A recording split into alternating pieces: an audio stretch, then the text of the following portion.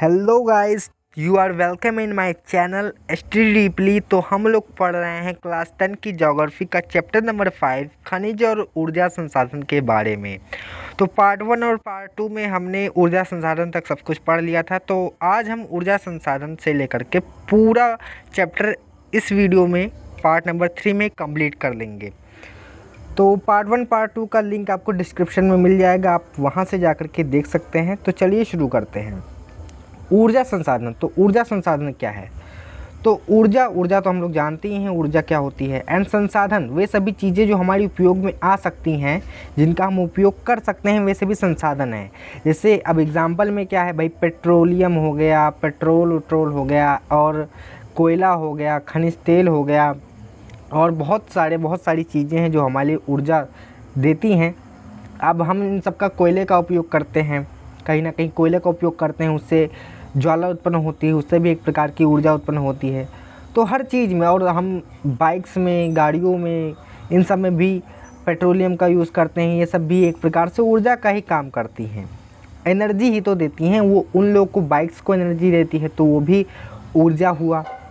तो ऊर्जा सभी क्रियाकलापों के लिए आवश्यक है। खाना पकाने में रोशनी व ताप के लिए, गाड़ियों के संचालन तथा उद्योगों में मशीन के संचालन के लिए ऊर्जा की आवश्यकता होती है। तो भाई ऊर्जा की आवश्यकता तो होती है। आप लोग देख सकते हो कि हम लोग खाना पकाने में भी यूज़ करते हैं, मशीनों को चलाने में भी यूज़ करते हैं, तब तो जाकर मशीन चलते हैं। तो ऊर्जा का उत्पादन ईंधन खनिज जैसे कोयला, पेट्रोलियम, प्राकृतिक गैस, यूरेनियम। अब यूरेनियम का यूज़ भाई विद्युत उत्पन्न करने के लिए होता है तथा विद्युत से किया जाता है। ऊर्जा संसाधन को परंपरागत व गैर परंपरागत साधनों में वर्गीकृत किया गया है। भाई परंपरागत साधन क्या है और अपरंपरागत क्या, गैर परंपरागत साधन क्या है? तो इसकी सबसे बढ़िया ट्रिक यही है कि देखो, परंपरागत यानी कि परंपरा से जो यूज में आ रहा है, बहुत ही परंपरा से यूज में जो आएगा, वो सीधी सी बात है बहुत ही वर्ष पहले बना होगा, बहुत ही साल पहले बना होगा। तो ये सब कोयला हो गया, प्राकृतिक गैस हो गया, ये सब बहुत पहले बने थे, बहुत पहले, तब जाकर के एक आज बने हैं। तो परंपरा से यूज में है, यानी ये सब परंपरागत साधन है। और गैर परंपरागत क्या है? जो भाई अभी अभी हम लोग नया जो परंपरा से यूज में नहीं है, हम लोग नया अभी इसका यूज करना शुरू किए हैं, तो ये गैर परंपरागत है। जैसे हमने यूरेनियम से विद्युत उत्पन्न करना देखा, सौर ऊर्जा हो गया, ये भी बहुत समय से थोड़ी हो रहा है कि 100 साल से दो और फिर 500-600 साल से ये बना हुआ हो, ये तो अभी नया बना है। तो इसलिए ये गैर परंपरागत है। तो परंपरागत साधनों में लकड़ी, उपले, कोयला, पेट्रोलियम, प्राकृतिक गैस तथा विद्युत, दोनों जल व विद्युत ताप वाले सम्मिलित हैं। तो हम लोग देखे थे कि भाई ये सब बहुत समय से यूज हो रहे हैं। क्या हम लोग कोयले का उपयोग बहुत समय से कर रहे हैं, उपले का भी उपयोग कर रहे हैं, और पेट्रोलियम का तो कर ही रहे हैं। ये सब बहुत पहले बने थे। प्राकृतिक गैस भी बहुत पहले से बनी थी। हाँ, सीएनजी को हम लोग रख सकते हैं गैर परंपरागत में, क्योंकि अभी नई बनी है। दोनों जल तथा विद्युत व ताप। अब जल से, अब देखो, सभी विद्युत नहीं है, इसमें दिया है कि सभी विद्युत गैर परंपरागत नहीं है। कुछ जो परंपरा से हम लोग, जब जल से जो हम लोग विद्युत उत्पन्न करते थे वो परंपरागत है, लेकिन और ताप से वो उत्पन्न करते थे वो भी परंपरागत है। लेकिन अब हम कुछ नए तरीके से भी विद्युत उत्पन्न कर रहे हैं जो कि गैर परंपरागत है, जैसे यूरेनियम, थ्योरियम, इन सब का उपयोग करके भी विद्युत उत्पन्न होने लगा है। और सौर ऊर्जा का तो हम लोग देखे ही हैं, वो सब भी नया है। तो पढ़ते हैं आगे। हैं गैर परंपरागत साधनों में सौर, पवन, जौरीय, भूतापीय, बायोगैस, परमाणु ऊर्जा शामिल है। अब ये देखो, पवन से हम लोग नया अभी सीखे हैं कि कैसे विद्युत उत्पन्न करना है। जौरीय, भूतापीय, बायोगैस, परमाणु ऊर्जा। अब बायोगैस, परमाणु ऊर्जा का यूज़ हम लोग अभी सीख रहे हैं। तो ये सब नया है एक प्रकार से, परंपरा से हम लोग थोड़ी यूज़ कर रहे हैं, अभी नया हम लोग सीखे हैं, यूज़ कर रहे हैं। तो ये सब गैर परंपरागत है। ग्रामीण भारत में लकड़ी व उपले बहुतायत में प्रयोग किए जाते हैं। ये सब ज़्यादातर ग्रामीण में आज भी उपयोग हो रहे हैं, लकड़ी और उपले। एक अनुमान के अनुसार ग्रामीण घरों में आवश्यक ऊर्जा का 70% से अधिक इन दो साधनों से प्राप्त होता है। 70% ऊर्जा जो प्राप्त होती है लकड़ी और उपले से ही होती है। लेकिन अब घटते वन क्षेत्र के कारण इनका उपयोग करते रहना कठिन होता जा रहा है। भाई जैसा वन क्षेत्र घट रहा है, अब वन कम होगा तो लकड़ी भी कम होगी, तो इनका उपयोग भाई करना कठिन होता जा रहा है। इसके अतिरिक्त उपलों का भी हतोत्साहित किया जा रहा है कि भाई उपलों का उपयोग हम लोग गाय के गोबर को मतलब यूज़ करते हैं, तो उसका यूज़ हम कहीं और भी कर सकते हैं, जो कि काफ़ी हमें फ़ायदा हो सकता है उससे। जैसे हम लोग उसका उपयोग किससे कर सकते हैं, उर्वरक के रूप में। इससे हमारा उत्पादन भी अच्छा होगा और पैसे भी नहीं लगेंगे खाद के लिए। तो क्योंकि इससे सर्वाधिक मूल्यवान खाद का उपयोग होता है जिसे कृषि में प्रयोग किया जाता है। भाई जो हम लोग मूल्यवान खाद्य पदार्थ, खाने योग्य पदार्थ जो हम लोग खाते हैं, उसमें हम लोग क्या कर सकते हैं, जब कृषि होती है उसकी, तो हम कृषि में उसका उपयोग कर सकते हैं गोबर का, तो वहाँ यूज़ किया जा सकता है। तो उपले बनाने से अच्छा हम लोग उसका उपयोग करें, इसलिए इसे हतोत्साहित किया जा रहा है। हतोत्साहित यानी कि रोका जा रहा है। परंपरागत ऊर्जा के साधन, तो अभी हम लोग परंपरागत पढ़ेंगे, जो परंपरा से यूज में है, काफ़ी पुराने हैं। कोयला, भारत के कोयला बहुतायत में पाया जाने वाला जीवाश्म ईंधन है। तो ये भाई जीवाश्म ईंधन है, पेड़ों के दबने से, दाब व ताप से जाकर के तब बना है, तो जीवाश्म ईंधन है। यह देश की ऊर्जा आवश्यकताओं का महत्वपूर्ण भाग प्रदान करता है। भाई काफ़ी ज़्यादा यूज होता है कोयले का, इसलिए ये काफ़ी महत्वपूर्ण भाग प्रदान करता है। इसका उपयोग ऊर्जा उत्पादन तथा विद्युत और घरेलू ज़रूरतों के लिए ऊर्जा आपूर्ति के लिए किया जाता है। विद्युत में भी यूज़ करते हैं। कोयला का यूज़ कब करते हैं, देखो विद्युत में कोयला का उपयोग करके भाप बनाते हैं, पानी उबालते हैं, उससे बहुत ज़्यादा भाप बनती है। भाप बनती है तो भाई मोटर चलता है, फिर ऊर्जा उत्पन्न हो जाती है। और कहाँ घरेलू यूज़ तो होता ही रहता है, हम लोग ठंडियों में काफ़ी यूज़ करते हैं। भारत अपनी वाणिज्यिक ऊर्जा आवश्यकताओं की पूर्ति हेतु मुख्यतः कोयले पर निर्भर है। भाई वाणिज्यिक यानी कि जो भी वाणिज्य का काम होता है, फैक्ट्री का काम होता है, तो इन सब के लिए भारत किस पर निर्भर है, कोयले पर निर्भर है। जैसे कि आप पहले ही जानते हैं कि कोयले का निर्माण पादप यानी कि पेड़ पौधे पदार्थों के लाखों वर्ष तक संपीड़न से हुआ है। संपीड़न यानी कि दब गए एक क्षेत्र में, फिर ताप और दाब पड़ा, तो इससे कोयले का निर्माण हुआ। इसलिए संपीड़न की मात्रा, गहराई और दबने के समय के आधार पर कोयला अनेक रूपों में पाया जाता है। अब भाई देखो ये कितने नीचे दबा है, अगर ज़्यादा नीचे दबा होगा, देखो हम आपको एक चीज़ समझा रहे हैं, ये थोड़ा आप समझ लो, काफ़ी फ़ायदा होने वाला है आपको, पूरा चैप्टर भी समझ में आ जाएगा। मान लो कि ये ज़मीन है, ये ज़मीन का ऊपरी भाग है, और यहाँ एक कोयला यहाँ दबा हुआ है, एक कोयला, रुक जाओ ये क्या है, तो स्क्वायर बन गया, रेक्टेंगल मतलब।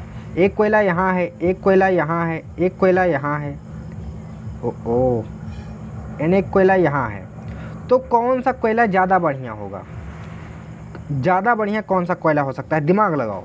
ज़्यादा बढ़िया कोयला होगा ये या ये, तो ज़्यादा बढ़िया कोयला होगा ये। क्यों, क्योंकि इसमें नमी की मात्रा कम होगी। कैसे कम होगी भाई, जब यहाँ पर ऐसे ऐसे पानी बरसात होगी, ऊपर से ऐसे ऐसे बरसात होगी, तो नमी सबसे पहले कहाँ, यहाँ पर पहुँचेगी इस कोयले के पास, तो इसकी नमी आ जाएगी, तो भाई दिक्कत हो जाएगी, जलेगा नहीं जल्दी से। एंड फिर इसके पास जाएगी, तो इसके पास नमी थोड़ी कम होगी, इससे तो कम होगी, बाकी ये भी हो सकता है थोड़ा सा ना जले। एंड यहाँ तक आते आते सारी नमी ख़त्म हो जाएगी, इसको इतनी नमी नहीं मिलेगी, इसलिए ये काफ़ी अच्छा कोयला है। तो पृथ्वी के जो सबसे नीचे कोयला पाया जाएगा वही सबसे बढ़िया है, और जो ऊपर पाया जाएगा वो उतना बढ़िया नहीं है। तो यानी कि जो कोयला आपको नीचे, मतलब नीचे मिलने का एक और फ़ायदा है कि नीचे भाई पृथ्वी के नीचे ताप ज़्यादा है, तो सीधी सी बात है, अगर नीचे पाएगा तो भाई ताप भी ज़्यादा होगा, तो ताप मिलेगा तो अच्छा संपीड़न भी होगा, अच्छा कोयला रहेगा। तो काफ़ी गहराई में जो मिले वो कोयले अच्छे होते हैं, जो ऊपर मिलते हैं वो कोयले उतने बेटर नहीं होते। तो अभी आपको देखो यही दिया है चैप्टर में, निर्माण के बारे में बताया गया है यहाँ पे। तो चलिए पढ़ते हैं। जैसे कि आप जानते हैं कि कोयला निर्माण पादप पदार्थों के लाखों वर्ष, हाँ ये तो पढ़ चुके हैं। इसलिए संपीड़न की मात्रा, गहराई, अब बताए हैं आपको कि गहराई पे कैसे डिपेंड करती है। दबने के समय, अब भाई कितने समय से वो दबा है, अगर भाई 500 साल से दबा है तो उसमें उतना संपीड़न, इतना ज़्यादा संपीड़न नहीं होगा, दाब वाब उतना नहीं रह जाएगा, पड़ता रहेगा। और अगर जो बहुत सालों से हुआ है तो वो और अच्छा है, जितना ही भाई दाब पड़े, जितना ही संपीड़न हो उतना ही बढ़िया है। तो समय के आधार पर कोयला अनेक रूप, अब इन सब के आधार पर कोयला अनेक रूपों में पाया जाता है। अब भाई अब आपको 3 कोयले दिखाए थे, ऊपर वाला दूसरा कोई अलग प्रकार का कोयला था, बीच वाला कोई अलग था, नीचे वाला कोई अलग था। तो वही चीज़ है, दलदलों के क्षय होते पादपों के पीठ उत्पन्न होता है। अब भाई जो दलदल में जो पादप होते हैं, दलदल में जो पेड़ पौधे होते हैं पानी वाले एरिया में, वहाँ पर जब उनका क्षय होता है, वो दब जाते हैं दलदल में, तब भाई क्या होता है, पीट कोयला बनता है उससे, जिससे कम कार्बन, अब भाई दलदल में पानी वानी तो होता है थोड़ा बहुत, तो भाई उसमें कम कार्बन होगी एंड नमी की उच्च मात्रा, भाई नमी तो बहुत होगी। निम्न ताप क्षमता होती है, ताप क्षमता ज़्यादा नहीं होती। नमी है, नमी यानी पानी, पानी है तो भैया ताप क्षमता तो ज़्यादा नहीं हो सकती। लिग्नाइट एक निम्न कोटि का भूरा, अभी हम लोग पीट पे पढ़े, पीट एकदम बेकार। लिग्नाइट पे आओ, लिग्नाइट एक निम्न कोटि का भूरा कोयला है। तो भाई ये निम्न कोटि का है पर भूरा है, भूरा कोयला है। यह मुलायम होने के साथ अधिक मुलायम है, भूरा कोयला है, मुलायम है। एंड ये देखिए कि कैसे मशीन लगा करके हम लोग कोयला निकालते हैं, खुदाई करते हैं। यहाँ पर भाई ऑक्सीजन की भी दिक्कत हो सकती है एंड हो सकता है ऊपर से कहीं गिर जाए, मलबे गिर जाए तो डेथ हो सकती है। ये हम पढ़े भी थे पिछले पार्ट में। हाँ, तो हम लोग पढ़ रहे थे लिग्नाइट के बारे में, कोयला है, भूरा है। एंड रुक जाओ, हम ये भी मैप भी थोड़ा समझ लेते हैं। मैप आप भी समझ सकते हैं वैसे कि कौन सा कहाँ है। तो इधर झारखंड वारखंड के पास, झारखंड इन सब के पास आप देखिए, छत्तीसगढ़, झारखंड, इन सब के पास ज़्यादातर कोयले का वो है। उड़ीसा में कोयले का खदान ज़्यादा है, कोयले ज़्यादा पाए जाते हैं इन सब एरिया में। एंड इधर प्राकृतिक गैस है, यहाँ से यहाँ पाइपलाइन गई हुई है, अभी इसके बारे में भी दिया हुआ है सब कुछ। तो आप देख लीजिएगा मैप मतलब। हाँ, और नमी युक्त होता है, मतलब भूरा कोयला है और नमी युक्त होता है। नमी भाई, नमी इसमें भी, नमी मतलब पानी है तो पानी भाई जलने तो नहीं देता उतना, तो ये भी थोड़ा उतना ज़्यादा बेटर नहीं लेकिन है। लिग्नाइट के प्रमुख भंडार तमिलनाडु के नवेली में मिलते हैं। तो तमिलनाडु के नवेली में कौन सा कोयला पाया जाता है, तो पाया जाता है लिग्नाइट कोयला। और विद्युत उत्पादन में प्रयोग किए जाते हैं, ये विद्युत उत्पादन में भी प्रयोग होते हैं। मतलब एकदम बेकार नहीं है, अच्छा है, लेकिन नमी ज़्यादा होती है, बहुत ज़्यादा अच्छा नहीं है। गहराई में दबे तथा अधिक ताप से, देखो ये एक तो ये गहराई में दबे हुए हैं, गहराई में दबे। अब देखो ये दिया है कि ये क्या हो गया, रुक जाओ 1 मिनट। हाँ, गहराई में दबे, तो भाई गहराई में दबे हैं तो सीधी सी बात है बढ़िया होगा। गहराई में दबे होंगे तो हम आपको बताए भी थे क्यों बढ़िया होगा। तो गहराई में दबे और अधिक ताप से, भाई जो जितना ज़्यादा गहरा जाएगा, पृथ्वी के नीचे जो गहराई पे ज़्यादा गर्मी होती है, तो तापमान, अधिक तापमान के प्रभावित कोयले को बिटवीन कोयला कहा जाता है। तो ये कोयला, दूसरे कोयले की बात आ गई, ये यहाँ से दूसरे कोयले की बात हो रही है यहाँ से कि गहराई में दबे। भाई ये कोयला काफ़ी गहराई में दबा हुआ है और तापमान अधिक है, तो सीधी सी बात है कोयला काफ़ी बढ़िया होगा वो, भाई बहुत अच्छा कोयला होगा। हम आपको बताए भी कि क्यों बढ़िया होगा। वाणिज्यिक प्रयोग में, हम लोग उद्योगों में इसका उपयोग करते हैं। वाणिज्यिक प्रयोग में यह सर्वाधिक लोकप्रिय है। धातु शोधन, अब भाई धातु शोधन के लिए यही कोयला यूज होता है, गरमाने के लिए होता है, धातु को पिघला देते हैं। में उच्च श्रेणी में बिटुमिन कोयला का प्रयोग किया जाता है। भाई ये उच्च श्रेणी का है तो इसके लिए भाई बिटुमिन कोयले का उपयोग किया जाता है, जिसमें लोहे के प्रगलन के विशेष महत्व हैं। लोहे को भी पिघला सकता है, प्रगलन मतलब पिघला सकता है, इतनी गर्मी निकलती है। अब यहाँ से हम लोग एंथ्रासाइट के बारे में पढ़े हैं।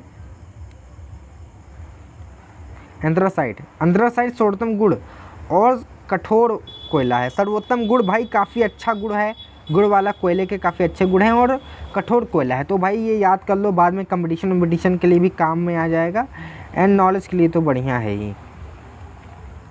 भारत में 2 प्रमुख भूगर्भिक युग शैल क्रम में पाया जाता है। ये भारत में कोयले जो होते हैं भूगर्भिक, मतलब ये देखा जाता है कि कहाँ कैसे पाया जाता है, कितने वर्ष पर भी प्रकार के कोयले रखा गया है। एक गोंडवाना, जिसकी आयु देखो, गोंडवाना क्षेत्र में, गोंडवाना जो कोयला होगा, गोंडवाना में पाया जाने वाला कोयला वो 200 वर्ष पुराना है, 200 लाख वर्ष से अधिक है। अब भाई काफ़ी ज़्यादा पुराना है तो सीधी सी बात है कोयला काफ़ी अच्छा होगा, जो ज़्यादा पुराना है वो काफ़ी अच्छा है। तो हम लोग अभी पढ़े थे ना कि गहराई और समय, तो गहराई वाला तो अभी पढ़े एंथ्रासाइट। अब हम लोग पढ़ रहे हैं समय। 200 लाख वर्ष से कुछ अधिक है। और दूसरा टर्शियरी, अब भाई टर्शियरी ज़्यादा मतलब 55 लाख वर्ष है, तो भाई 200 और 55 में काफ़ी अंतर है। 200 वाला बहुत बेटर होगा एंड 55 वाला भी ठीक ठाक है। गोंडवाना कोयला जो धातु शोधन कोयला है भाई, गोंडवाना सीधी बात है बढ़िया कोयला है, इसलिए भाई सीधी सी बात है इसका यूज होगा धातु शोधन में। कि प्रमुख संसाधन दामोदर घाटी, इसका संसाधन कहाँ, दामोदर घाटी में, पश्चिम बंगाल में दामोदर घाटी तथा झारखंड यहाँ पाया जाता है गोंडवाना। झरिया मैप में देखेंगे आप, झरिया रानीगंज बोकारो में स्थित है। यह महत्वपूर्ण कोयला क्षेत्र है, महत्वपूर्ण भाई कोयला क्षेत्र भैया महत्वपूर्ण है ही ये, क्योंकि भाई काफ़ी पुराना है ना गोंडवाना में। गोदावरी महानदी, सोन व वर्धा नदी घाटियों में भी कोयले के जमाव मिलते हैं। तो ये सब भाई समझने की बात है, आप इसको पढ़ सकते हैं, मतलब कहाँ पाए जाते हैं ये आपको याद रखना ज़रूरी है। अभी टर्शियरी पे आ रहे हैं जो 55 लाख वर्ष पुराने थे। टर्शियरी कोयला क्षेत्र उत्तर पूर्वी राज्यों में, जो हमारे उत्तर पूर्वी राज्य है जैसे मेघालय हो गया, नागालैंड वागालैंड है, मेघालय, असम, अरुणाचल प्रदेश व नागालैंड में पाया जाता है।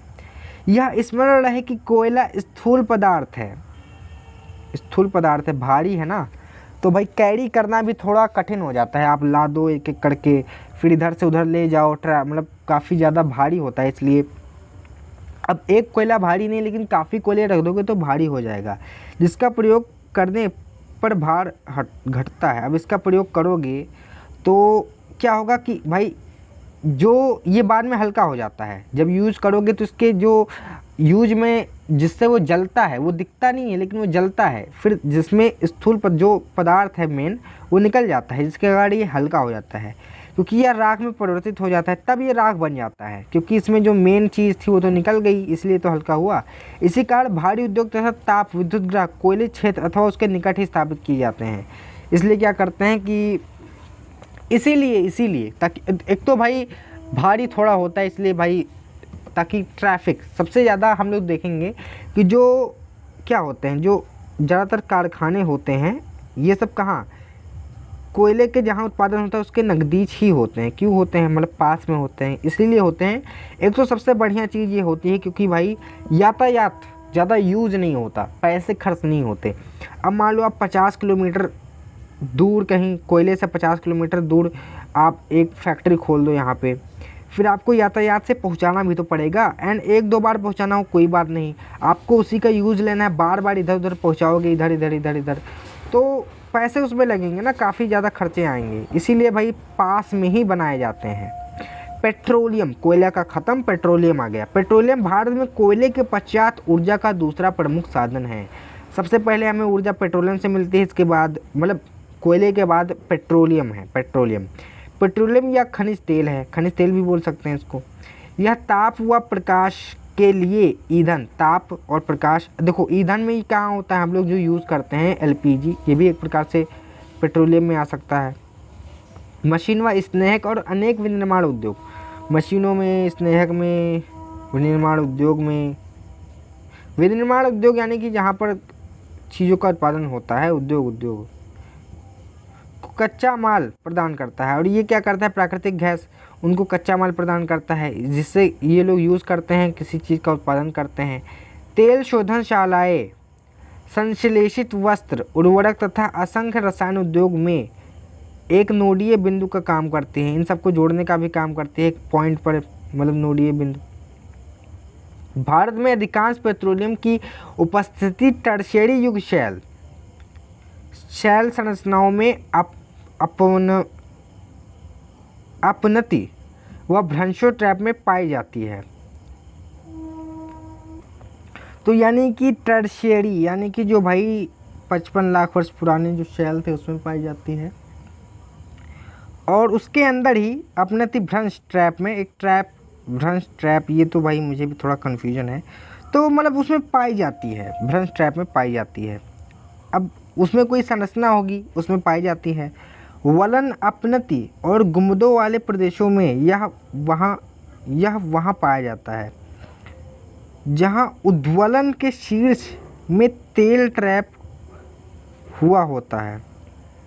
देखो ये पेट्रोलियम है, पेट्रोलियम यानी कि ऐसा है तो है नहीं, खोद के निकालेंगे, तो ये जहाँ गुंबद वाले प्रदेश हैं और उद्वलन शीर्ष में तेल ट्रैप में मिलेगा ना, ट्रैप में होगा, कहीं खोद के नहीं निकाल सकते आप, किसे खोदो बस वो पानी पानी निकल आए, कोयला नहीं है वो, इसलिए ट्रैप में पाया जाता है।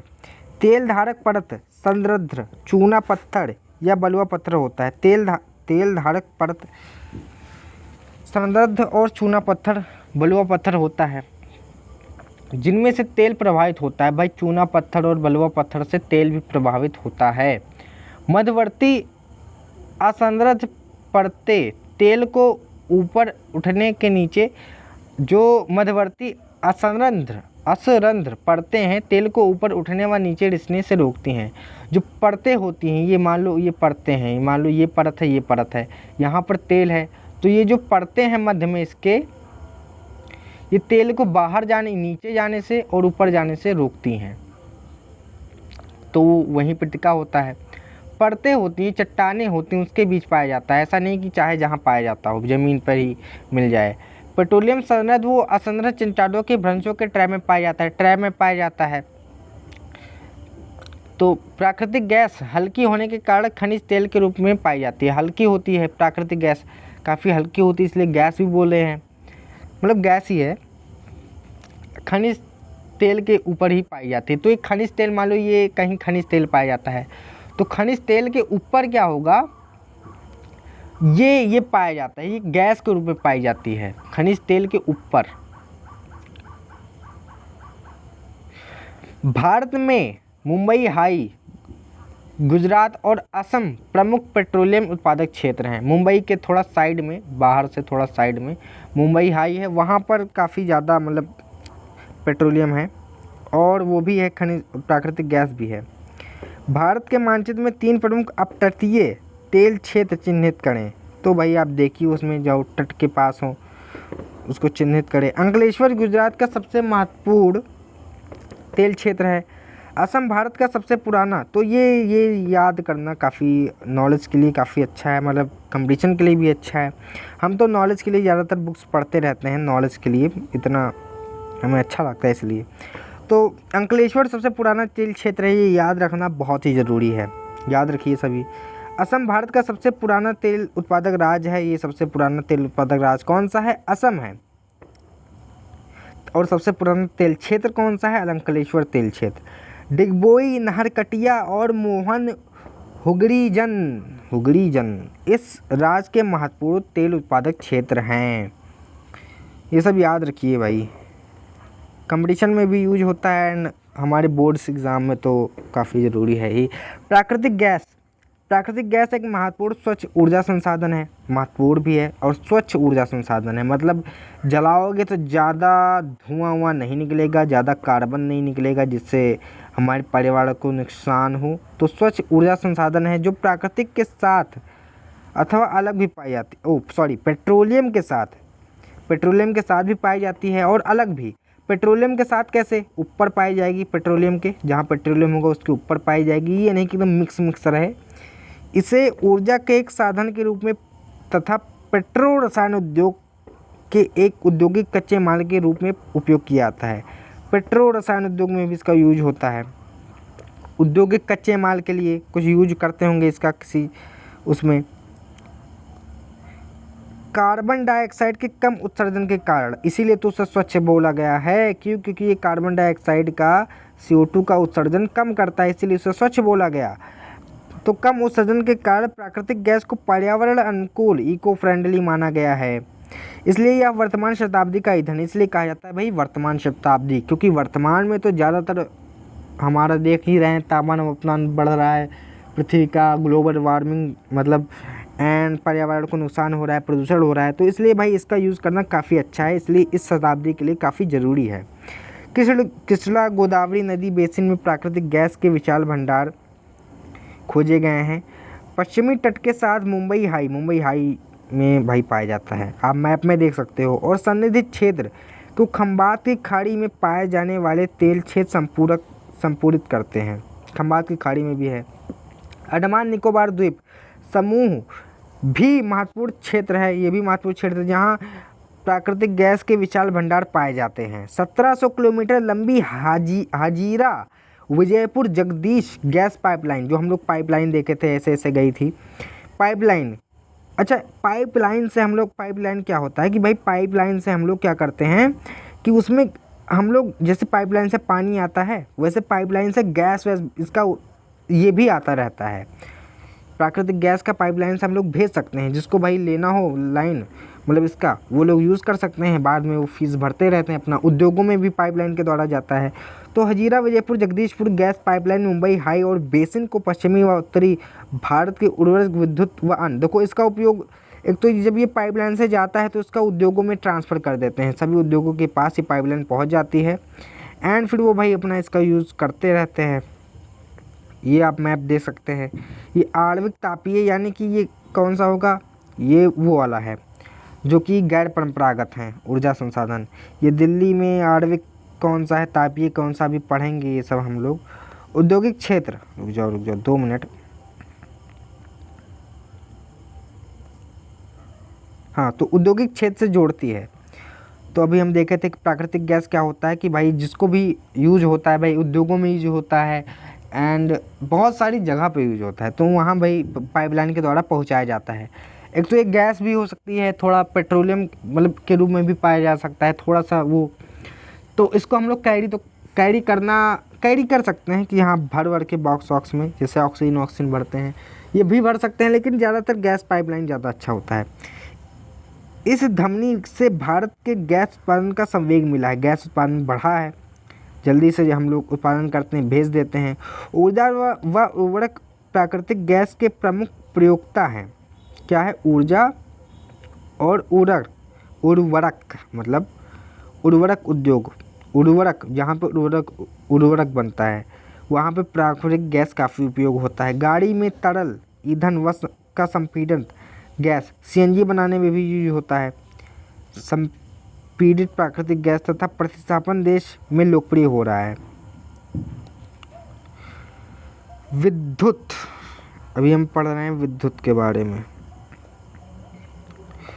तो विद्युत आधुनिक विश्व में विद्युत अनुप्रयोग इतने ज़्यादा विस्तृत हैं भाई। विद्युत का उपयोग तो आधुनिक रूप में हम लोग बहुत ही ज़्यादा उपयोग हो रहा है विद्युत का, हर जगह पे विद्युत। इसके प्रति व्यक्ति उपभोग को विकास का संयोजक माना जाता है। विद्युत मुख्यतः 2 प्रकार से उत्पन्न की जाती है। प्रवाही जल से जो हाइड्रो टरबाइन चलाकर जल विद्युत उत्पन्न किया जाता है। भाई क्या करते हैं, जल का ऐसे रुक जाओ बता रहे हैं 2 मिनट। ऐसे टरबाइन हो, ये कैसा टरबाइन है, टरबाइन ऐसे होता है, पंखे लगे होते हैं उसमें ऐसे, और जब हम इसके ऊपर से ऐसे ऐसे जल फेंकेंगे, मान लो कहीं ऊपर से जल गिर रहा है इस पर ऐसे ऐसे ऐसे ऐसे, तब ये ऐसे ऐसे, रुक जाओ 1 मिनट, तो ये घूमना स्टार्ट कर देगा। कैसे, इस दिशा में घूमेगा, इस पे पड़ेगा, फिर इस वाली पत्ती पे पड़ेगा, इस वाली पत्ती पे पड़ेगा, तो ये घूमना शुरू कर देगा। अगर घूमना शुरू कर देगा तो भाई मोटर है पीछे, मोटर, तो मोटर है, मोटर घूमेगा तो ऊर्जा उत्पन्न होगी। साइंस में आप पढ़े होंगे काफ़ी, साइंस में। तो पहला प्रकार है भाई ये जल से हम बताएं अभी, टरबाइन घुमाकर। और अन्य ईंधन जैसे कोयला, प्राकृतिक व पेट्रोलियम गैस को जलाने से टरबाइन ताप विद्युत उत्पन्न की जाती है। तो अभी भी विद्युत, ये विद्युत कैसे उत्पन्न होती है, ये विद्युत परंपरागत साधनों से उत्पन्न हो रही है, जल से और ताप से। ताप से कैसे भाई, हम लोग बहुत ही तापमान पर क्या करते हैं, गर्मी देते, गर्म करते हैं जल को। फिर जल में क्या बनता है, मान लो ये टब है, इसमें हम लोग जल को ऐसे ऐसे बहुत ही गर्म कर रहे हैं, नीचे कोयला वोयला रख के जला रहे हैं ऐसे ऐसे ऐसे ऐसे, तो ये बहुत ही ज़्यादा गर्म होगा तो भाप बनेगी, भाप बनेगी तो दाब बनेगा, दाब बनेगा तो ये जो मोटर है, अरे ये कैसे मोटर है, ये मोटर ऐसे ऐसे घूमेगी मतलब पंखा घूमेगा एंड फिर मोटर चलेगी तो सीधी बात है कि ऊर्जा उत्पन्न होगा। तो जैसे हमने उसका देखा था, जेम्स वाट ने जैसे यूज़ किया था ट्रेन का, वैसे उपयोग होता है जल क्या, ताप क्या है यार, वो विद्युत उत्पन्न किया जाता है। वैसे ताप विद्युत प्रयोग की जाती है। एक बार उत्पन्न हो जाने के बाद विद्युत एक जैसी ही हो जाती है भाई। एक बार जब एसी या डीसी करंट बना तो वैसे ही रहता है। तेज बहते जल से उत्पन्न, अब देखो तेज बहते जल से हम अभी एक्सप्लेन कर चुके हैं कैसे उत्पन्न होती है। तेज बहते जल से जल विद्युत उत्पन्न की जाती है जो एक नवीकरणीय योग्य संसाधन है। नवीकरणीय, कोई हमारे नेचुरल में तो कोई नुकसान नहीं हो रहा है ना, कि नेचुरल में प्रदूषण हो रहा है, इसलिए भाई नवीकरणीय युग संसाधन है, नवीकृत कर सकते हैं। क्योंकि देखो नवीकरणीय यानी कि नया करने योग, नवा करने योग, नया करने योग, तो नया होता रहता है, दोबारा बनता रहता है। अब भाई जल ऊर्जा का, अब हमेशा हम लोग जब चाहें जल, बारिश होती है जल फिर से आ जाता है, उसका उपयोग कर सकते हैं। बांध इसीलिए बनाए जाते हैं, तो ये सब हम लोग उत्पन्न कर सकते हैं, ये नहीं कि ख़त्म हो जाएगा, क्योंकि इसकी पूर्ति काफ़ी जल्दी होती रहती है। भारत में अनेक बहुउद्देशीय परियोजनाएं, वही बांध जो बनाई गई हैं, टिहरी बांध परियोजना, बहुत पता नहीं कौन सा है, जो विद्युत उत्पन्न करती है, जैसे भाखड़ा नांगल, दामोदर घाटी कॉरपोरेशन और कोपिली हाइडल परियोजना, ये सब भी विद्युत उत्पन्न करती हैं। पावर प्लांट्स बोलते हैं इसको इंग्लिश में। ताप विद्युत कोयला, पेट्रोलियम तथा प्राकृतिक गैस के प्रयोग से उत्पन्न की जाती है। अब जो ताप वाला हम लोग विद्युत उत्पन्न करते हैं, वो भाई पेट्रोलियम, प्राकृतिक गैस, इन सबको जला करके करते हैं। ताप विद्युत ग्रह, अनवीकरणीय युग जीवाश्म ईंधन का प्रयोग कर विद्युत उत्पन्न करते हैं। अब उत्पन्न करते हैं अनवी, यानी कि नवी नहीं हो सकता, वो अनवीकरणीय है। अब अनवीकरणीय जीवाश्म ईंधन का उपयोग हम लोग करते हैं, फिर उससे विद्युत उत्पन्न करते हैं। कैसे भाई, जलाते हैं ना, अनवीकरणीय युग संसाधन, कोयला, पेट्रोलियम, प्राकृतिक गैस। ऐसा थोड़ी कि ये ऐसे बरसेंगे आसमान से फिर ये पूर्ति हो जाएगी, इनको बनने में लाखों वर्ष लगते हैं तब ये बनते हैं, और इसीलिए ये अनवीकरणीय हैं। तो इन्हीं का उपयोग करके हम विद्युत उत्पन्न करते हैं।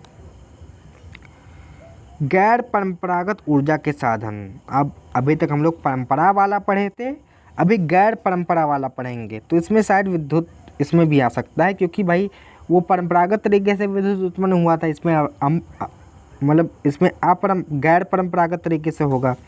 गैर परंपरागत ऊर्जा के साधन, ऊर्जा के बढ़ते उपयोग ने देश को कोयला, तेल और गैस जैसे जीवाश्म ईंधन पर अत्यधिक निर्भर कर दिया है। अब हम लोग भाई कोयले का उपयोग बहुत कर रहे हैं, तेल, प्राकृतिक गैस का, और फिर पेट्रोलियम का उपयोग बहुत कर रहे हैं। तेल और गैस जैसे जीवाश्म ईंधन पर अत्यधिक निर्भर, जीवाश्म ईंधन पर भैया बहुत ज़्यादा निर्भर हैं, एंड अकॉर्डिंग टू 50 साल में ख़त्म हो सकता है।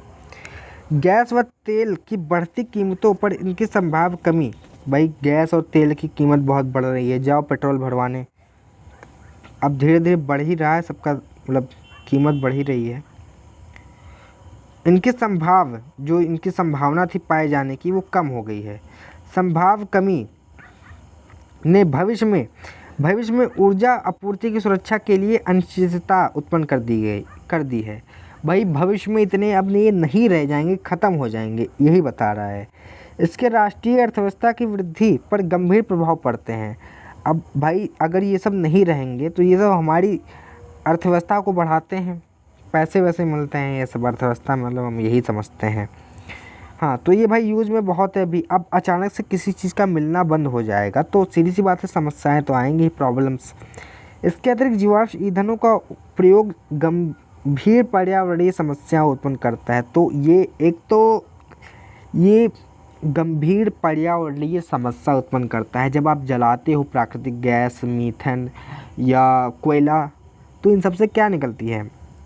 इन सब से CO2 निकलती है, जो कि हमारे लिए ग्लोबल वार्मिंग का काम करती है, पर्यावरण प्रदूषण करती है, एयर पोल्यूशन, वायु प्रदूषण करती है। तो यही सब प्रदूषण का कार्य भी करती है। नवीकरणीय योग्य ऊर्जा संसाधन, जैसे अब जो नवीकरणीय हैं वो पॉल्यूशन नहीं करते। सौर ऊर्जा, पवन ऊर्जा, ज्वारीय ऊर्जा, जैविक ऊर्जा तथा अवशिष्ट पदार्थ जनित ऊर्जा के उपयोग को बहुत ज़रूरत।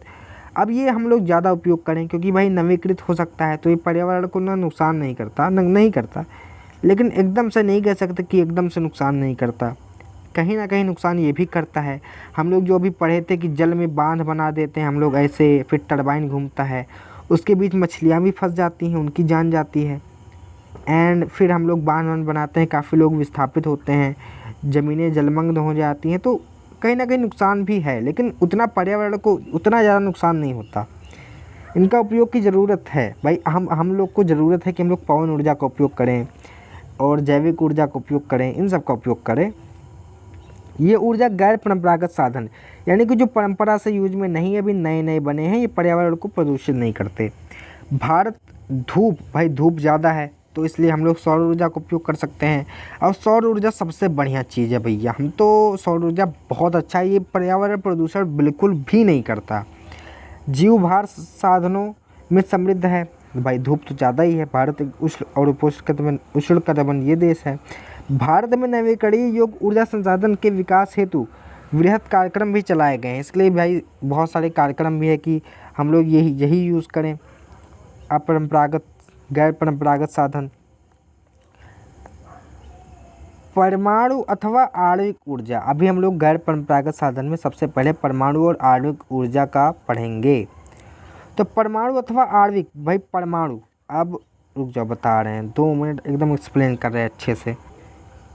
तो सपोज करो कि ये परमाणु है एक, ये भी एक परमाणु है, इसको अगर आप जोड़ दोगे, इसको आप जोड़ करके एक कर दोगे, मान लो आपने जोड़ करके ये बना दिया, तो इसमें बहुत ही ऊर्जा निकलेगी। हम लोग कभी देखते हैं ना कि कभी जब प्रयोगशाला में कभी 2 चीज़ें मिलाते हैं तो काफ़ी एनर्जी निकलती है, तो वही चीज़ है, तो उससे ऊर्जा उत्पन्न होती है। और या फिर हम लोग चाहें तो एक परमाणु को ऐसे तोड़ दें, कोई भी मान लो परमाणु है, इसको अगर हम ब्रेक करेंगे, एक अलग अलग करेंगे, तो भी इसमें से काफ़ी ऊर्जा निकल सकती है। प्रयोगशाला में हम लोग भी इसका भी यूज़ करते हैं, साइंस में आपने पढ़ा होगा। तो इन सब का भी उपयोग किया जा सकता है, जिससे हम लोग उत्पन्न कर सकते हैं, ज्वाला उत्पन्न कर सकते हैं। फिर इसका उपयोग विद्युत में भी कर सकते हैं, काफ़ी उपयोग कर सकते हैं।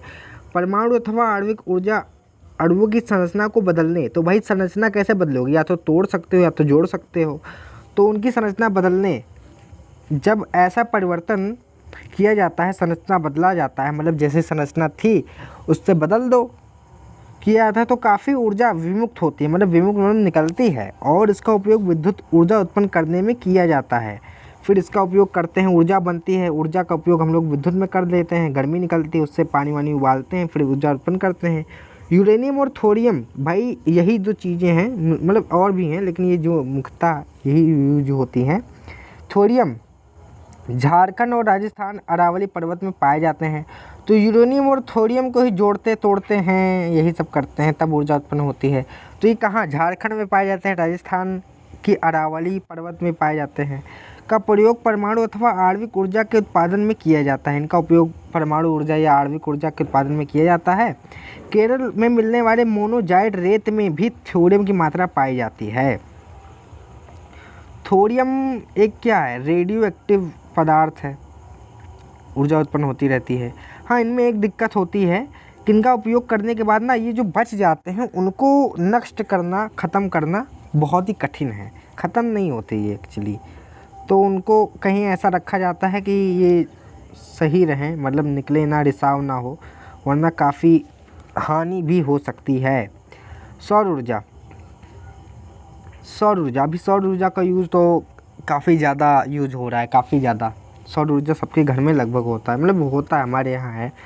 तो भारत एक उष्णकटिबंधीय देश है, उष्णकटिबंधीय, जहाँ धूप पड़ती रहे। यहाँ सौर ऊर्जा के दोहन की असीम संभावनाएं हैं। फोटोवोल्टाइक प्रौद्योगिकी, ये जो टेक्नोलॉजी से हम लोग उत्पन्न कर रहे हैं ऊर्जा, सौर ऊर्जा से विद्युत, वो एक तकनीक है जिसे कहते हैं फोटो यानी वोल्टाइक। अब फोटो नाम आ जाए तो सीधी सी बात है, धूप, फोटोसिंथेसिस पढ़ते हैं हम लोग, जिसमें धूप का उपयोग होता है। तो फोटोवोल्टाइक प्रौद्योगिकी द्वारा धूप को सीधे विद्युत में परिवर्तन किया जाता है। भाई इस तकनीक से हम लोग क्या करते हैं, धूप को विद्युत में परिवर्तन करते हैं, जैसे कि आप लोग जानते होंगे। भारत के ग्रामीण और सुदूर क्षेत्रों में सौर ऊर्जा तेज़ी से लोकप्रिय हो रही है। हाँ, ग्रामीण यूज़ में काफ़ी यूज होता है, और दूर क्षेत्रों में भी, सुदूर क्षेत्रों में काफ़ी ज़्यादा उपयोग में है। कुछ बड़े सौर ऊर्जा संयंत्र देश के विभिन्न भागों में स्थापित किए गए हैं, किए जा भी रहे हैं।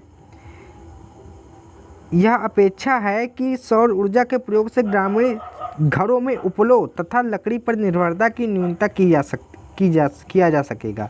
अब हम लोग जो पढ़ रहे थे कि ग्रामीण क्षेत्रों में ज़्यादातर लोग लकड़ी का यूज़ कर रहे हैं, उपलों का यूज़ कर रहे हैं।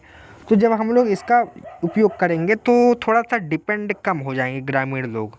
फलस्वरूप यह पर्यावरण संरक्षण में योगदान देगा, पर्यावरण का संरक्षण करेगा। और भाई पर्यावरण संरक्षण बहुत करता है, इसमें कोई भी पर्यावरण, ये बहुत ही अच्छा इको फ्रेंडली है। ये कृषि में भी खाद की पर्याप्त आपूर्ति होगी। भाई कृषि में भी इसका उपयोग हो सकता है। हम लोग क्या, जब हम लोग ग्रामीण क्षेत्रों में भाई इसका उपयोग करेंगे ग्रामीण क्षेत्रों में लोग जब इस पर डिपेंड हो जाएंगे तो सीधी सी बात हो, उपलों का उपयोग नहीं करेंगे। उपलों का उपयोग नहीं करेंगे तब उपलों का उपयोग मतलब गोबर का उपयोग वो लोग खेतों में करेंगे, जिससे भाई खाद आपूर्ति भी बढ़िया होगी, जिससे अनाज मतलब पेड़ पौधों को जब वो मिलेगा तो उत्पादन बढ़िया होगा तो भाई खाद आपूर्ति भी बढ़िया होगी। डीपली चैनल का नाम स्टडी डीपली है, तो सीधी सी बात है डीपली जाना ही पड़ेगा भाई। पवन ऊर्जा कितना है यार, हाँ बस ख़त्म होने वाला है, 2 मिनट मतलब 2 मिनट नहीं, समय लगेगा, लेकिन आप समझ लीजिए पूरा। पवन ऊर्जा, तो पवन ऊर्जा भारत में पवन ऊर्जा उत्पादन की महान संभावनाएं है, क्योंकि भाई हवा चलती रहती है भारत में ना। कुछ लोग पूछ का संबंध ये है, भारत के पवन ऊर्जा फार्म में विशालतम पेटी तमिलनाडु के नागरकोइल, ये चीज़ याद रखिए। सबसे विशालतम पेटी कहाँ है, तो तमिलनाडु के नागरकोइल में मदुरई तक अवस्थित है। नागरकोइल से मदुरई तक है, इतनी दूर फैली हुई है। इसके अतिरिक्त आंध्र प्रदेश, कर्नाटक, गुजरात, केरल, महाराष्ट्र तथा लक्षद्वीप भी महत्वपूर्ण पवन ऊर्जा फार्म है, वहाँ पर भी महत्वपूर्ण है, मतलब वो हैं पवन ऊर्जा फार्म। नागरकोइल और जैसलमेर देश में पवन ऊर्जा के प्रभावी प्रयोग के लिए जाने जाते हैं। भाई यहाँ पर ज़्यादातर यूज होता है जैसलमेर में। ये हम लोग देख सकते हैं तमिलनाडु वाला है, ये तमिलनाडु से नागरकोइल में जो है। अब बायोगैस का उपयोग बहुत ही समय पहले से नहीं हो रहा, अभी ये भी नया इट इज़ न्यू। तो बायोगैस ग्रामीण इलाकों में झाड़ियों कृषि हाँ देखो बायोगैस का उपयोग कैसे करते हैं हम लोग, जितने भी बर्बाद मतलब बेकार चीज़ें जो कि ख़त्म हो सकती हैं उसको क्या करते हैं, एक ऐसे थोड़ा भयंकर बनाना पड़ेगा, ऐसे गुंबद के आकार का होता है, यहाँ पर उसको ऐसे डाल देते हैं, इसके अंदर सब कुछ मिक्स कर देते हैं। अरे हो जा भाई, हाँ तो हम लोग क्या करते हैं कि इसके अंदर सब कुछ भर देते हैं। ये कौन सा कलर, हाँ इसके अंदर सब कुछ गंदी चीज़ें, मतलब गंदी चीज़ें नहीं, मतलब यूजलेस चीज़ें जो ख़त्म हो सकती हैं सब भर देते हैं। कोई भी देखो झाड़ियों अपशिष्ट पशुओं और मानव जनित अपशिष्ट उपयोग से घरेलू उपयोग हेतु बायोगैस उत्पन्न की जाती है।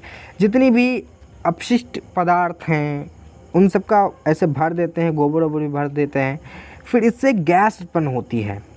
तो उस गैस को हम लोग एक उसमें भी छेद मतलब पाइप बना देते हैं, वहाँ से वो गैस निकलती है। तो उस गैस का उपयोग हम लोग क्या कर सकते हैं कि कोई भी गर्मी मतलब जब जलाएंगे गैस को तो काफ़ी अच्छा जलेगा। तो सीधी सी बात, इसका उपयोग किया जा सकता है।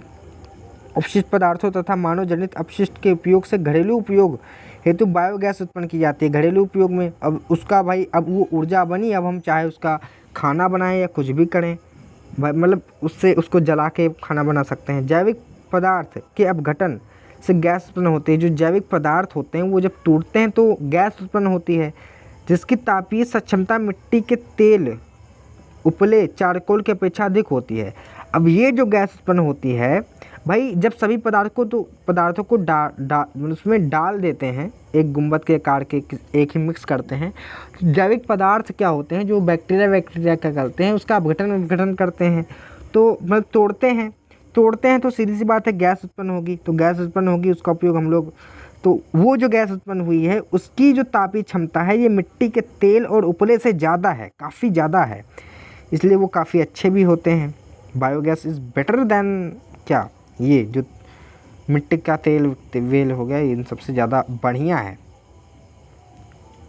तो ये आप देख सकते हैं बायोगैस, ये हम बताए थे गुंबद के आकार का सब भरते रहते हैं उसमें। तो बायोगैस संयंत्र नगर पालिका सहकारिता तथा निजी स्तर पर लगाए जाते हैं, नगर पालिका के द्वारा, इन सब के द्वारा। पशुओं का गोबर प्रयोग करने वाले संयंत्र ग्रामीण भारत में गोबर गैस प्लांट के नाम से जाने जाते हैं। जो गोबर गैस से जो हम लोग उपयोग कर रहे हैं उसको गोबर गैस प्लांट बोलते हैं। ये किसान को दो प्रकार से लाभान्वित करते हैं। जो गोबर का जो रहता है, एक ऊर्जा के रूप में, एक तो ये ऊर्जा भी देते हैं, और दूसरा जो ये जो गुम्बद से ये जो बाद में जो बचता है, ऊर्जा निकलता है, बाद में जो बचता है वेस्ट वाला गोबर जिसका अपघटन हो चुका है, उसका उपयोग हम लोग खेत में करते हैं। वो काफ़ी बेटर होता है, पहले की अपेक्षा बेटर हो जाता है। तो उन्नत प्रकार के उर्वरक के रूप में बायोगैस अब तक पशु के गोबर का प्रयोग करने में सबसे दक्ष है। तो बायोगैस वाला जो बनता है उससे वो काफ़ी बेटर होता है। यह उर्वरक की गुणवत्ता को बढ़ाता है। इससे उर्वरक की गुणवत्ता जो पहले की अपेक्षा बढ़ जाती है, और उपलो तथा लकड़ी को जलाने से होने वाले वृक्षों के नुकसान को रोकता है। जो उपलो और लकड़ी जलाते हैं तो उससे भाई CO2 ज़्यादा रिलीज होती है, इससे नहीं होती क्योंकि ये गैस है ना, तो इससे नहीं होती है। ज्वारीय ऊर्जा, ज्वारीय ऊर्जा वही ज्वार भाटा पड़े होंगे, ज्वार भाटा, तरंग ऊर्जा भी बोल सकते हैं।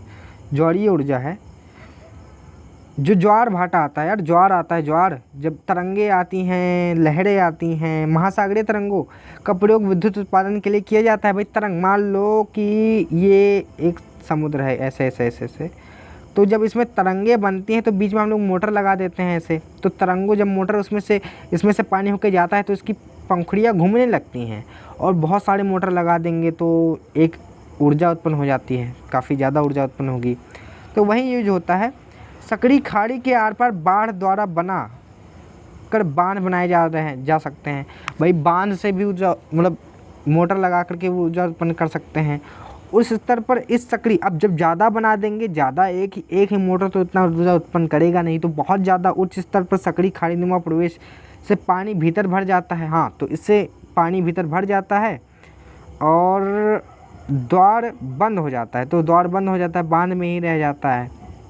द्वार के बाहर ज्वार उतरने पर, अब फोटो होती तो ज़्यादा अच्छे समझ जाते हैं आप लोग।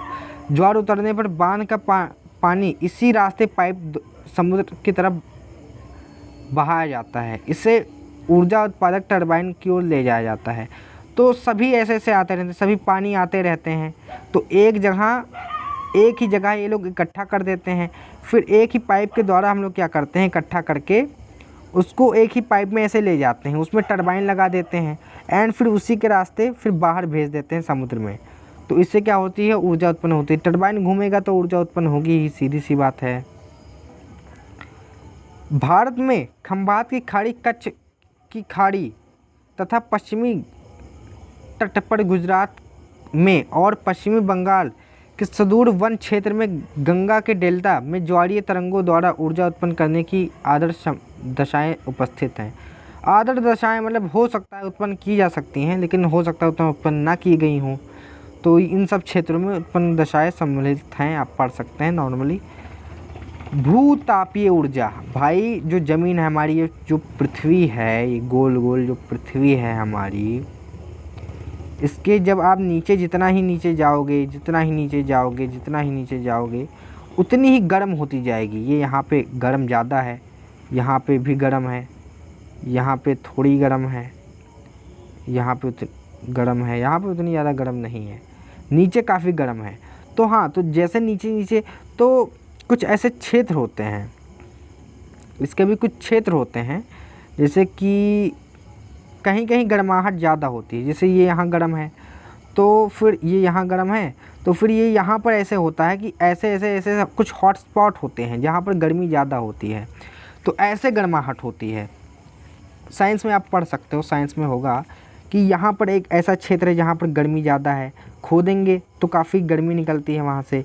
ज्वालामुखी देखते हैं हम लोग, ऐसे तो ऐसे होता है। अभी आप देखोगे, पढ़ोगे भी, साइंस में ज़्यादा अच्छे से होता है वैसे ये सब।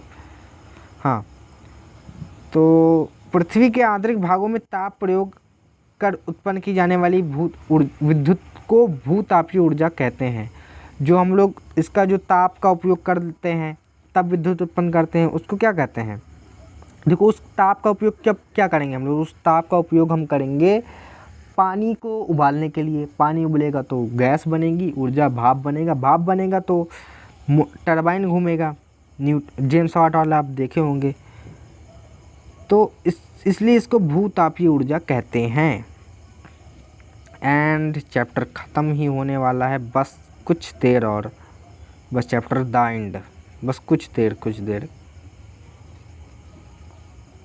भूतापीय ऊर्जा इसलिए अस्तित्व में होती है क्योंकि बढ़ती गहराई के साथ पृथ्वी प्रगर्मी ढंग से तप्त होती जाती है। हम बता चुके हैं, जैसे गहराई बढ़ेगी पृथ्वी गर्म होती जाएगी। जहाँ भूतापीय प्रवणता अधिक होती है वहाँ उथली गहराइयों पर भी अधिक तापमान पाया जाता है। उपरितली हम आपको 4 ऐसे बनाए थे ना, कि जहाँ कहीं कहीं ज़्यादा गर्मी होती है, कहीं पृथ्वी के ऊपर ही ज़्यादा गर्मी होती है। उथली वहाँ ऊपर ही ज़्यादा तापमान होता है, अंदर नहीं, ऊपर ही ज़्यादा तापमान मिलेगा, तो हर जगह नहीं मिलता। ऐसे क्षेत्र में भूमिगत जल चट्टानों के ऊष्मा अवशोषण कर तप्त हो जाता है। जो चट्टान होती है ऊष्मा के कारण अधिक ज्वलन उत्पन्न होता है, कभी तप्त हो जाती है, उस पर जल फेंकोगे तुरंत भाप निकलेगा, या इतना तप्त हो जाता है कि पृथ्वी की सतह की ओर उठता है। इतना तप्त हो जाता है पृथ्वी की सतह की ओर उठता है, तो यह भाप में परिवर्तित हो जाता है, पानी वानी रहता है वहाँ पे। इसी भाप का उपयोग टरबाइन चलाने और विद्युत उत्पन्न करने के लिए किया जाता है।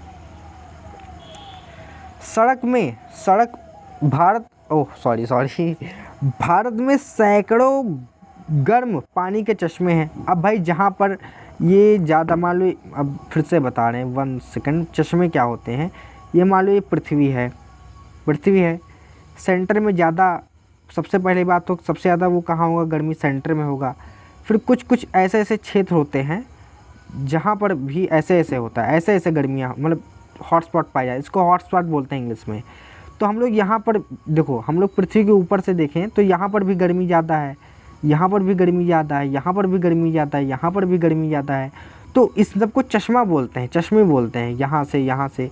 अब यहाँ पर नहीं है, तो यहाँ पर अगर देखना है गर्मी कहाँ है तो अंदर तक, यहाँ तक पहुँचना पड़ेगा, लेकिन यहाँ ऊपर ही है, तो इसलिए इसको चश्मे बोलते हैं। एक्सप्लेन ज़्यादा कर देते हैं हम, सॉरी, मतलब एक्सप्लेन कर देते हैं कि कोई डाउट ना रहे।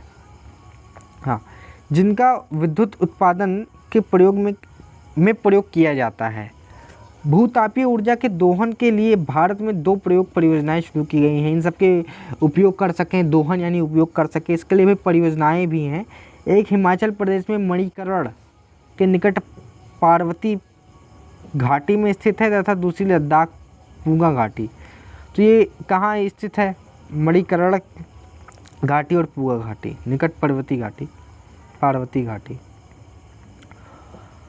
लास्ट टॉपिक भाई, ऊर्जा संसाधनों का संरक्षण। तो अगर आप कुछ भी कंपटीशन की तैयारी कर रहे हो, नॉलेज के लिए तो काफ़ी बढ़िया है, हम लोग को ये भी सीखना चाहिए। एंड हाँ, काफ़ी अगर बोर्ड एग्ज़ाम की तैयारी कर रहे हो तो ये क्वेश्चन बहुत आता है, तो इस पर भी ध्यान रखें। ऊर्जा संसाधन का संरक्षण। आर्थिक विकास के लिए ऊर्जा का एक आधारभूत आवश्यकता है भाई। अगर हमें आर्थिक विकास करना है अपना, तो ऊर्जा के लिए भाई ये सब ऊर्जा तो चाहिए ना, ऊर्जा एक आधारभूत आवश्यकता है, ऊर्जा चाहिए तभी तो विकास होगा। राष्ट्रीय अर्थव्यवस्था के प्रत्येक सेक्टर में, कृषि में भी कैसे उपयोग होता है हम लोग पढ़े। उद्योग, परिवहन, वाणिज्य, घरेलू आवश्यकताओं की पूर्ति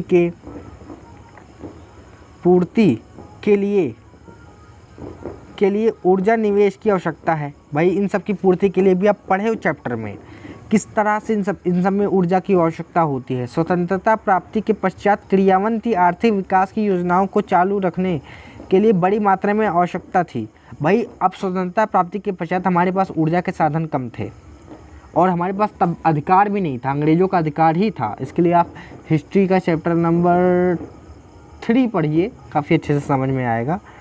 फलस्वरूप पूरे देश में ऊर्जा के सभी प्रकरणों का उपयोग धीरे धीरे बढ़ रहा है।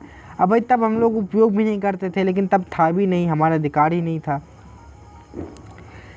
इस पृष्ठभूमि 1 मिनट, इस पृष्ठभूमि में ऊर्जा के विकास, अब तब हम लोग को ऊर्जा को बचाने की, मतलब ऊर्जा उत्पन्न करने के लिए कुछ टेक्नोलॉजी भी चाहिए थी ताकि उत्पन्न कर सकें, के लिए सतत पूछड़ी मार्ग विकसित करने की तुरंत आवश्यकता थी भाई। है अभी भी है सतत पूछड़ी, यानी इस तरह ऊर्जा का उपयोग करें कि हम लोग तो करें ही करें, साथ ही आने वाली पीढ़ी भी उसका उपयोग करे। ताकि ख़त्म इस तरह उपयोग करें कि वो ख़त्म ना हो, हमारी भी पूर्ति हो जाए और आवश्यकता पूर्ति, उनकी भी आवश्यकता पूर्ति हो, फ्यूचर में आने वाली पीढ़ियों को भी आवश्यकता मिल सके, मतलब यूज कर सकें। ऊर्जा संरक्षण की प्रोन्नति व नवीकरणीय ऊर्जा संसाधनों का बढ़ता प्रयोग। सतत पोषणीय ऊर्जा के दो आधार हैं भाई, नवीकरणीय ऊर्जा संसाधन। अब ये सतत पोषणीय विकास हम लोग कैसे करेंगे, जब हम लोग नवीकरणीय ऊर्जा उपयोग करेंगे, जो नए नए बनते रहे और इस पर ही ज़्यादा प्रोन्नति दी जाए कि यही लोग यूज़ करें, तो यही आधार है। और सतत पोषणीय ऊर्जा के दो आधार हैं, तो ऊर्जा को संरक्षण और एक ऊर्जा का संरक्षण भी करो। ऊर्जा का संरक्षण करोगे तभी तो ऊर्जा का संरक्षण ही ऊर्जा का उत्पादन है एक्चुअली। वर्तमान में भारत विश्व में अल्पतम ऊर्जा दक्ष देशों में गिना जाता है कि भाई भारत में भी सबसे कम ऊर्जा भारत में ही, मतलब सबसे कम भारत में ही नहीं लेकिन उसमें गिना जाता है। हमें भारत में सीमित संसाधनों के न्याय संगत उपयोग के लिए सावधानी पूर्ण उपागम अपनाना होगा।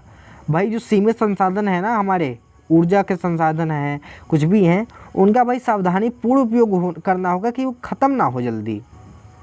उदाहरण, एक जागरूक नागरिक के रूप में हम क्या कर सकते हैं, देखिए क्या कर सकते हैं हम यातायात के लिए निजी वाहन की अपेक्षा सार्वजनिक वाहन का उपयोग करके भाई देखो, हम लोग यातायात के लिए हम लोग जब कहीं जाते हैं सड़क पे, मान लो हमें जाना है 1-2 किलोमीटर जाना है तो हम लोग पैदल भी जा सकते हैं, 3-4 किलोमीटर जाना है साइकिल से जा सकते हैं, 6-7 किलोमीटर जाना है हम लोग अपना वाहन ना यूज़ करें, जो अपना यूज़ करते हैं कार बाइक, हम लोग सार्वजनिक वाहन टैक्सी से जाएं, क्योंकि काफ़ी लोग जाते हैं, हम भी चले जा सकते हैं।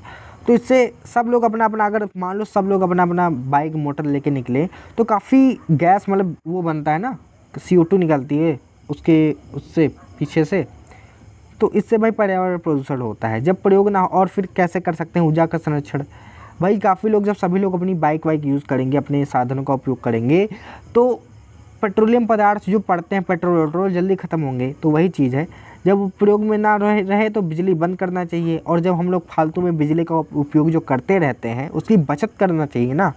देखो ये मत सोचो कि वो बिजली आपकी है, आपको सोचना है कि हाँ, मतलब आप लोग सोचते हैं पैसे दे रहे हैं तो क्यों ना ख़त्म करें। तो यार ये सोच पता नहीं कहाँ से लोग रखते हैं। कभी ये भी सोचो कि आपके आने वाली पीढ़ियों को भी मिले कि ना मिले। सभी लोग यही सोच रखेंगे कि हम पैसे दे रहे हैं तो क्यों ना यूज़ करें, तो एक समय ऐसा आएगा कि ख़त्म हो जाएगा, समझे। तो उपकरणों के प्रयोग से गैर पारंपरिक ऊर्जा संसाधनों के प्रयोग से हम, और हाँ गैर पारंपरिक जो अभी नए नए खोजे गए हैं, बनते रहते हैं, उनका हम लोग उपयोग करें, तो इन सब का उपयोग करके अपना छोटा योगदान दे सकते हैं। आखिरकार ऊर्जा की बचत ही ऊर्जा उत्पादन है। ऊर्जा का बचत करोगे तभी ऊर्जा का उत्पादन होगा। तो गाइज़ इसी के साथ बाय बाय, मतलब वीडियो ख़त्म करते हैं। एंड हम यार काफ़ी डीपली समझाते रहते हैं, इसलिए थोड़ा बड़ा हो जाता है वीडियो, क्योंकि आप लोग यार वैसे लॉकडाउन चल रहा है, काफ़ी बच्चे 9th में भी सही से नहीं समझे होंगे, तो हम सोचते हैं कि हाँ कि भाई सब लोग अच्छे से डिटेल में समझो एक एक टॉपिक। हम चाहें तो एकदम शॉर्टकट में केवल लिखा है वही पढ़ा दें, लेकिन वही पढ़ाने का फिर मतलब क्या रह जाएगा, NCERT पढ़ाना। तो डिटेल में पढ़ाने के चक्कर में थोड़ी वीडियोस थोड़ी बड़ी हो जाती हैं। मुझे इंटरेस्ट है पढ़ाने में वैसे, इसलिए हम पढ़ा रहे हैं, एंड अच्छा भी लगता है। हम नॉलेज के लिए, हम तो पढ़ते थे तो हम नॉलेज के लिए ज़्यादा पढ़ते थे। आप लोग भी सबसे पहला एम है आपका पढ़ने के लिए कि आप नॉलेज के लिए पढ़ रहे हो, एग्ज़ाम के लिए नहीं। एग्ज़ाम क्यों होते हैं, क्योंकि आपका एक बार टेस्ट होता है कि आपने कितना नॉलेज पाया, ये टेस्ट होता है बस। तो बस इसी के साथ वीडियो ख़त्म करते हैं। और हाँ, पर्यावरण की संरक्षण कीजिए अपने लाइफ में। एक साल में कम से कम 2 या 3 पेड़ अवश्य, एक ही पेड़ लगा दीजिए यार। लोग एक ही पेड़ नहीं लगा पाते, मतलब कुछ बढ़िया सा बड़ा वाला पेड़। तो संरक्षण कीजिए। इसी के साथ वीडियो ख़त्म करते हैं। Bye bye. एंड हाँ, हमारे चैनल को लाइक, सब्सक्राइब एंड शेयर करना ना भूलें। व्यूज़ कम है क्योंकि अभी चैनल भी नया है, हम भी नए हैं, तो व्यूज़ कम है। तो इसी के साथ वीडियो ख़त्म करते हैं। एंड हाँ, वीडियो को लाइक, सब्सक्राइब एंड शेयर करना ना भूलें। Again. Then thanks for watching, see you again, bye bye, meet you in the next video नए चैप्टर के साथ। Bye bye.